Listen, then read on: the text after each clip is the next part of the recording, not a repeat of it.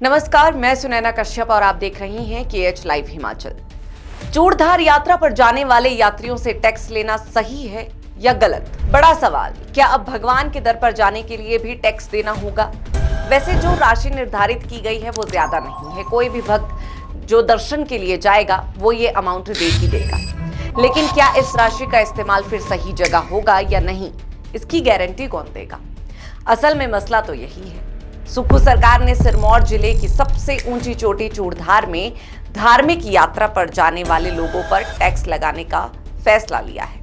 अब इस फैसले का विरोध कुछ लोग भी कर रहे हैं और विपक्ष के नेता भी सुक्खू सरकार को हिंदू विरोधी बताकर सियासी पारा चढ़ाने की कोशिश में लगे। दरअसल इको डेवलपमेंट कमेटी चूड़धार ने पर्यावरण संरक्षण और पवित्र स्थल की स्वच्छता बनाए रखने के मकसद से चूड़धार जाने वाले श्रद्धालुओं से शुल्क लेने का निर्णय लिया था, जिसके लिए अलग अलग दरें निर्धारित की गई थी। इको डेवलपमेंट कमेटी ने धार्मिक यात्रा पर शुल्क वसूलने के लिए 10 तरह की कैटेगरी बनाई है। इसके लिए बाकायदा रसीदें भी प्रकाशित की गई हैं। इको डेवलपमेंट कमेटी का ये फैसला 1 मई से लागू हो चुका है। चूड़धार यात्रा पर जाने वाले हिमाचलियों से प्रति व्यक्ति 20 रुपए शुल्क लिया जाएगा, जो कि नोटिफिकेशन में बताया गया है। लेकिन फिलहाल जो सीएम सुक्खू का बयान सामने आया उसमें उन्होंने कहा है कि हिमाचलियों से कोई शुल्क नहीं लिया जाएगा। नहीं, वो चूड़धार का नहीं, चूड़धार मंदिर का जो मेरे बात ध्यान में लाई, उसमें हाई कोर्ट की डायरेक्शन है कि जो भी इको टूरिज्म की जो उसमें है वहाँ से रास्ता जाता है, वहाँ क्लीननेस के लिए कुछ ना कुछ जो वहाँ के लोकल लोगों को इन्वॉल्व किया जाए। मैं ये कहना चाहता हूँ कि चूड़धार में जब मंदिर की बात है वहाँ अब कोई टैक्स नहीं लगेगा, वो मैं उसके बारे में पहले ही दिशा निर्देश दे चुका हूँ। लेकिन ये हाई कोर्ट कई बार कानून लगा देते हैं, तो जितने भी इको टूरिज्म की साइट है वो इको टूरिज्म की साइट्स पर उन्होंने बोला कि जब बाहर के जो लोग आएंगे, हिमाचली को नहीं है, जब बाहर के लोग आएंगे वो पानी की बोतल लेके जाते हैं, वो कॉर्नफ्लेक्स के पैकेट लेके जाते हैं, चिप्स के पैकेट लेके जाते हैं, फिर फेंक देते हैं। उसको साफ करने के लिए उन्होंने ये फीस लगाई थी। पर चूड़धार का मंदिर का मामला मेरे सामने आया तो उसमें मैं चूड़धार मंदिर के जो भी श्रद्धालु वहाँ जाएंगे, हिमाचली जो जाएंगे, उस पर कोई फीस नहीं। हालांकि इसमें सोलन, शिमला और सिरमौर के रहने वाले लोगों को पहले ही राहत दी जा चुकी थी। उनसे कोई शुल्क नहीं वसूला जाएगा। यहाँ के लोगों को अपना आधार कार्ड दिखाकर दर्शन करने के लिए जाना होगा।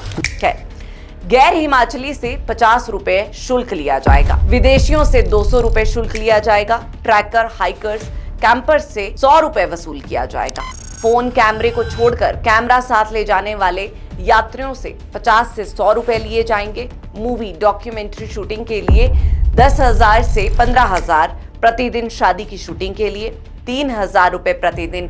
टेंटिंग, भारतीय नागरिक से 200, 300 और 400 रुपए प्रति टेंट लगाने के लिए।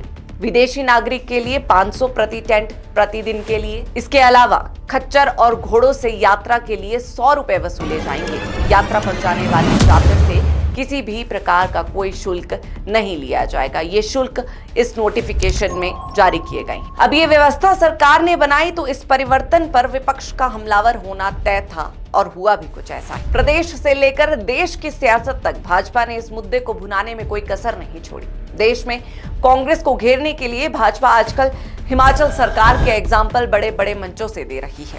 भाजपा के राष्ट्रीय प्रवक्ता प्रेम शुक्ला ने कहा है कि हिमाचल की कांग्रेस सरकार मुगलिया शासन चला रही है। सुक्खू सरकार अब लोगों से धार्मिक यात्रा करने पर भी टैक्स वसूल करेगी। जिस तरह से मुगल हिंदुओं से धार्मिक यात्रा करने पर जजिया कर लेते थे, उसी तर्ज पर अब सुक्खू सरकार भी हिंदुओं से धार्मिक यात्रा कर लेने का निर्णय लिया है। भाजपा के राष्ट्रीय प्रवक्ता ने कहा है कि हिमाचल के सिरमौर जिला की चूड़धार की चोटी पर शिरगुल महाराज का मंदिर है। इस मंदिर से लोगों की धार्मिक आस्था जुड़ी हुई है। शिरगुल महाराज शिमला, सोलन, सिरमौर के साथ साथ उत्तराखंड के जौनसर बाबर के लोगों के इष्ट देव हैं। इन क्षेत्रों के लोगों का तो यहाँ अक्सर आना जाना रहता है। लोग अपनी पहली फसल का उत्पाद यहाँ चढ़ाने जाते हैं। लेकिन अब सुक्खू सरकार इन हिंदुओं से अपने इष्ट देव के दर्शन के लिए भी पैसे लेगी। प्रेम शुक्ला ने कहा है कि औरंगजेब तो सिर्फ भक्तों से टैक्स लेता था, लेकिन कांग्रेस शासन काल में जिन घोड़ों और खच्चरों पर सवार होकर भक्त जाते हैं, उन घोड़ों और खच्चरों पर भी टैक्स लादने का काम सुक्खू सरकार ने किया है। सुक्खू सरकार मुगलिया शासन पर आमादा है। एक बार फिर उसने जो है मंदिरों पर टैक्स लगाने का निर्णय लिया है। वहाँ पर चूड़धार का मंदिर है। चूड़धार के मंदिर में शिरगुल महाराज जो हैं वहाँ के इष्ट देवता हैं। शिरगुल महाराज का दर्शन करने के लिए बड़े पैमाने पर शिमला, सलोन और आसपास के क्षेत्र के लोग, सिरमौर और उत्तराखंड के भी कई क्षेत्रों के लोग वहाँ दर्शन करने के लिए जाते हैं।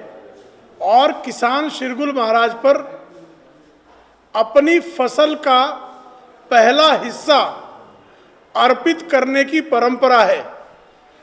उन शिरगुल महाराज के दर्शन करने वाले दर्शनार्थियों और भक्तों पर सुक्खू की सरकार ने टैक्स लगा दिया है। इस पर नेता प्रतिपक्ष जयराम ठाकुर का बयान भी सामने आया है। नेता प्रतिपक्ष जयराम ठाकुर ने कहा है कि सुक्खू सरकार अपने हिंदू विरोधी रवैये से बाज नहीं आ रही है। मुख्यमंत्री कभी हिंदू विरोधी बयान तो कभी हिंदुओं के खिलाफ कोई ना कोई योजना लेकर आते हैं। अब सुक्खू सरकार ने हिंदुओं की धार्मिक यात्रा पर ही शुल्क लगा दिया है। चलिए, सत्ता पक्ष और विपक्ष को इस मुद्दे पर सियासत करने दीजिए। यहाँ मसला हिंदू विरोधी या हिंदू सहयोगी का नहीं है, क्योंकि टैक्स तो सभी पर लगाने की बात की जा रही है, चाहे वो हिंदू हो, मुस्लिम हो, सिख हो, ईसाई हो या किसी भी धर्म का हो। यहाँ तक कि घोड़े और खच्चरों पर भी टैक्स लगाने की बात की गई है। मसला ये है कि टैक्स लगाने के पीछे वजह क्या है। अब स्थानीय लोगों की माने तो लोग बताते हैं कि चूड़धार मंदिर 2 जिलों के बीच में आता है, सिरमौर और शिमला जिला। अब सिरमौर के लोग इसे अपने क्षेत्र के अधीन बताते हैं, जबकि शिमला जिला के लोगों ने इसे अपने क्षेत्र के अंतर्गत बताया है। आपको याद होगा कि जब चूड़धार में रोपवे लगाने की बात हुई थी, तब भी इसका विरोध हुआ था। चौपाल के स्थानीय लोगों का कहना है कि सराहा क्षेत्र से यदि रोपवे का निर्माण होता है तो श्रद्धालुओं और पर्यटकों को यात्रा में बड़ी सुविधा मिलेगी। नौराधार से चूड़धार की दूरी 18 किलोमीटर है, वहीं सराहा से चूड़धार की दूरी मात्र 7 किलोमीटर है। नौराधार सिरमौर जिला के रेणुका जी विधानसभा क्षेत्र में आता है, जबकि सराहा शिमला जिला की चौपाल विधानसभा सीट के अंतर्गत आता है। अब चौपाल के स्थानीय लोगों का कहना है कि यदि सराहा से रोपवे का निर्माण होता है तो न केवल यात्रियों को सुविधा मिलेगी, बल्कि प्रशासन को भी यात्रा प्रबंधन में कम खर्च करना पड़ेगा। चूड़धार यात्रा के दौरान सराहा से प्रतिदिन 600 से 700 वाहन निकलते हैं और हजारों श्रद्धालु यहां से होकर गुजरते हैं। वहीं सिरमौर के लोगों का कहना है कि रोपवे नौराधार से लगना चाहिए, क्योंकि यहां से भारी संख्या में लोग दर्शन के लिए जाते हैं और अगर ट्रैकिंग के दौरान कोई यात्री फंस जाए तो इसकी जिम्मेदारी भी संगड़ा एसडीएम की होती है। ऐसे में रोपवे का निर्माण नौराधार से होना चाहिए। चूड़ेश्वर सेवा समिति के अध्यक्ष है नौराधार यूनिट के, एंड कई लोग यहाँ पर ये कंप्लेन करते हैं कि जब भी कोई फंड्स आते हैं चूड़धार के लिए तो वो डिपॉजिट किए जाते हैं एसडीएम चौपाल की ट्रेजरी में, बट जब भी यहाँ पर से कोई गुम हो जाता है चूड़धार में तो ये लोकल लोग होते हैं जो सर्च ऑपरेशन चलाते हैं एंड वो जो गुमशुदा इंसान होता है उसकी तलाश में निकल जाते हैं और चौपाल की तरफ से इसमें कोई कोऑपरेशन हमें देखने को नहीं मिलता है। ये कई लोगों की कंप्लेंट है। तो इसके ऊपर से जोगिंदर सिंह जी क्या कहना चाहते हैं, आइए उनके विचार सुनते हैं। जहाँ तक रेस्क्यू ऑपरेशन का सवाल है, नॉर्मली जो है व्हाट हैपेंस की रेस्क्यू जो है हमारे संगड़ा सब डिवीजन के जुरिसडिक्शंस में ही हैपन होता है। शिवलिंग वाला एरिया या उससे नीचे वाला एरिया सारा संगड़ा सब डिवीजन में आता है। लेकिन ये बात सही है कि जो नियरेस्ट है मंदिर से या उधर से, मतलब उनको रीच होना शिवलिंग के आसपास ज्यादा इजी रहता है, रादर देन कि नौराधार से लोग पहले ऊपर चढ़े फिर रेस्क्यू करें। पर मैंने ये पाया है कि उधर का प्रशासन इसे पल्ला झाड़ देता है और उनका ये मानना है कि ये जो है आपका हमारे जुरिसडिक्शन में नहीं है। लेकिन अगर मानवता के आधार पर देखा जाए तो उनके लिए बहुत नजदीक होता है और रेस्क्यू इजिली कर सकते हैं। तो मैं भी चाहूंगा कि इस विषय पे जो सब लोग विचार करें और ये वाला जो विषय है कि किसी जुरिसडिक्शन में ऐसा नहीं होना चाहिए, जिसके नियरेस्ट पॉसिबल है उनको पहले रेस्क्यू के लिए आ जाना चाहिए। तो ये एक और स्थायी निवासी हमारे पास यहाँ पर नौराधार से जुड़ चुके हैं, जिनका नाम है श्री कमल नयन चौहान जी। तो कमल नयन चौहान जी, कई लोग ये शिकायत करते हैं कि जो चूड़धार है वहां पर जब भी कोई गुम हो जाता है पर्यटक बाहर से आकर तो नौराधार के जो लोकल लोग हैं वो उसको ढूंढने जाते हैं, वो वहां पर सर्च ऑपरेशन चलाते हैं। बल्कि जितना भी जो पैसा आता है वो आता है एसडीएम चौपाल के पास, जो कि डिस्ट्रिक्ट शिमला में पड़ता है।